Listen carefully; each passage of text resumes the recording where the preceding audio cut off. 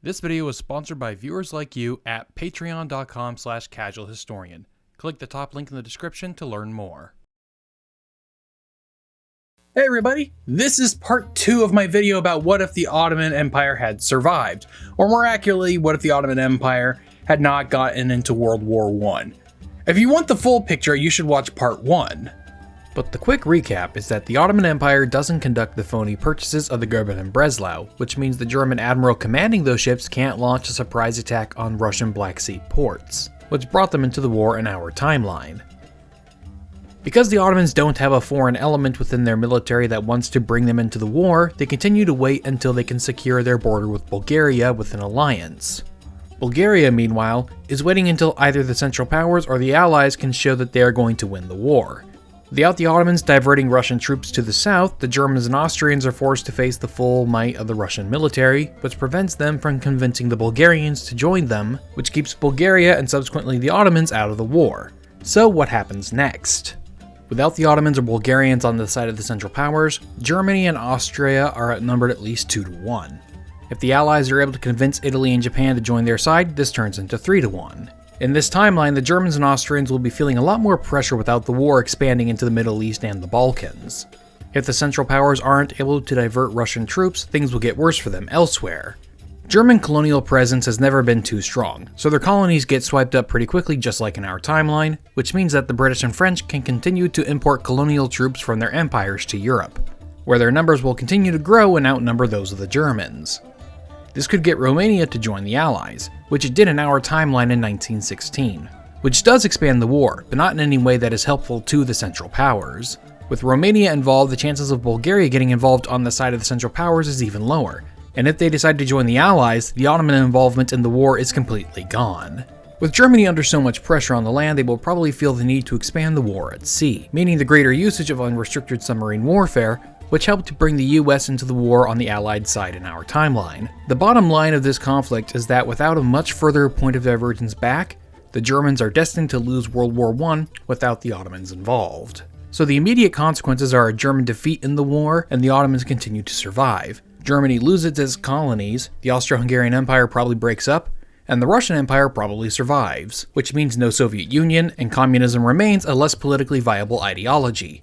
But what about the Ottomans in particular? Well, avoiding involvement in the war would definitely prolong the life of the Ottoman Empire. It doesn't solve all of its problems. Without the war, we don't see the Arab Revolt or the Armenian Genocide, so at least one of those is good.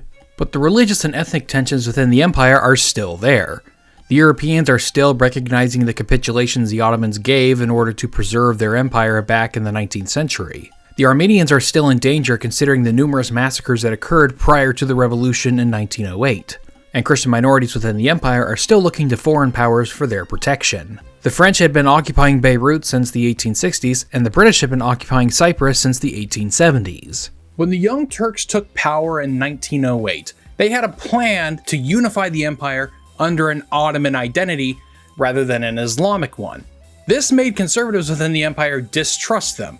They also wanted to assert more independence from foreign powers, which made the liberals distrust them. When they tried to liberalize the empire, the conservatives reacted by enacting a counter coup in 1909, which resulted in the CUP needing to clamp down more on political opposition, which lost them ties with the more liberal Young Turk groups. Basically, the Young Turks were trying to take a middle path between the more conservative Islamic vision for the empire and the more liberal westernized vision of it.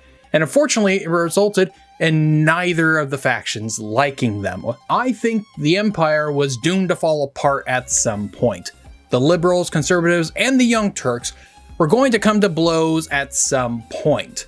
One of them was going to get rid of the others. And my bet would be that the CUP would side with the conservatives. And I believe this because whenever the conservatives tried to undermine the CUP, they gave in to many of the demands of the conservatives. Whereas when the liberals tried to undermine the CUP went after the liberals. A big reason for this was the growing percentage of the population that was Muslim.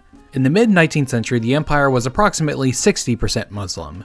Whenever the Ottomans lost territory, it was usually a Christian majority one. First, this reduced the overall percentage of non-Muslims within the empire by losing those populations, but also managed to doubly increase the Muslim population because not only was the overall Muslim population within the empire higher due to there being fewer Christians, but many Muslims living in those now independent parts of the empire migrated back into what was left of the Ottoman Empire. And the ones that migrated were usually the conservative ones who wanted to live under an Islamic government. This meant that Islam was a more effective unifier for the CUP than Ottomanism. The Ottomans had mixed relations with the Arabs. The Young Turks, in their push for Ottomanism, tried to force the use of the Turkish language and writing in place of Arabic, which made the Arabs angry. But on the eve of World War I, the Young Turks made concessions to the Arabs, allowing them to continue using their own language and writing systems. Essentially, the Young Turks were sliding back into the habits and policies of the Ottoman sultans. However, I don't think agreements like this would be enough for the longevity of the empire. Ideas of nationalism and self-determination being spread around post-war Europe would influence ethnic minorities of the Ottoman Empire. So in this timeline, the Ottoman Empire would still break up, but this time on the terms of those most impacted by it. I can imagine as different ethnic and religious factions throughout the empire began to break away and declare their independence, European powers would start taking sides and backing those whose goals lined up with their interests. The exact details, of course, are hard to predict. The Armenians definitely want their own state, and the Russians would gladly aid them in getting that. Greeks living in the Aegean and Western Anatolia will want to join Greece, to which the Greeks would gladly aid. Without the Ottomans in the war, there is probably no Balfour Declaration, but the migration of Jews from Europe to Ottoman Palestine was already underway, so we don't see any changes with that. The main difference will be that political Zionism would be seen less as a European colonial project by the Arabs, and more as a separate nationalism. I don't know if this means more conspiracy theories or fewer though. Without the backing of Europeans, Zionists in the Ottoman Empire might actually ally themselves with Arabs against the Ottomans if it means gaining more autonomy within a new independent Arab state. However, without it, we probably don't see the increase in Jewish migration to Palestine, but rather a continuous steady stream that was seen before. I can imagine the empire losing most of its non-Turkish areas by the 1930s, essentially making it like the first scenario we covered in the first video. Modern Turkish borders with a figurehead sultan, except with the different borders determined more by local populations and less by meddling Europeans. Anything past that point becomes impossible to predict, so I think I will stop theorizing there. So what do you guys think would have happened had the Ottoman Empire stayed out of World War I? Would the world be better off or just different? Let me know down in the comments below. And also, if you would like me to do more alternate history related stuff in the future, let me know by giving this video a like, and of course telling me down in the comments. Don't forget to like, share, and subscribe. Thanks for watching, and I will see you next time.